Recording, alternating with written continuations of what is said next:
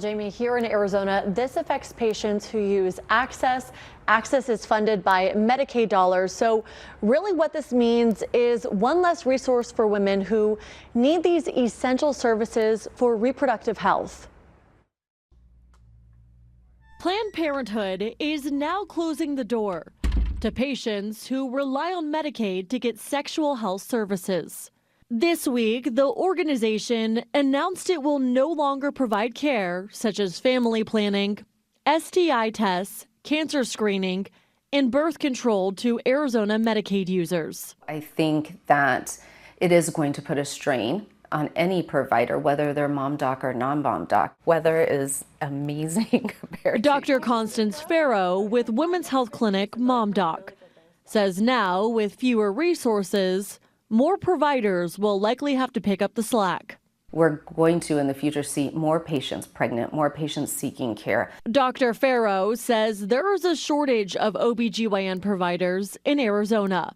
According to Mom Doc, 3 counties in Arizona currently have no OBGYNs, and another 6 only have 1 each.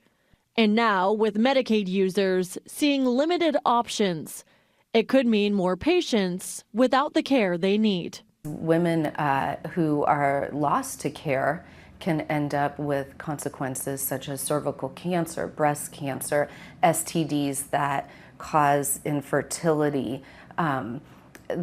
care that's very, very important, especially throughout a woman's life. More than 16 million women of reproductive age are covered by the Medicaid program. And Medicaid is the largest single payer of maternity care in the U.S., covering more than 40% of U.S. births. The move comes amid a new Trump administration rule that allows for Medicaid funding to be frozen for abortion providers. And Planned Parenthood says they took the brunt of it. It's very important throughout our lifetime, our longevity, our self-care, to be able to walk into an office and be taken care of. So we did get a quote from April Donovan, who is the CEO of Planned Parenthood. She says this effort by politicians to defund Planned Parenthood is an unconstitutional act that is now eliminating critical care from Arizona's most vulnerable patients. So again, this really leaves a gap for some people, unfortunately. Talking with Mom Doc today, and this is the statement continued. More statements. Right. So they say, let's be clear, the people who will be most hurt by the administration restricting us from caring for patients with Medicaid coverage are those who already face hurdles to getting the care they need, Black and Latino communities, LGBTQ plus people, and people in rural communities.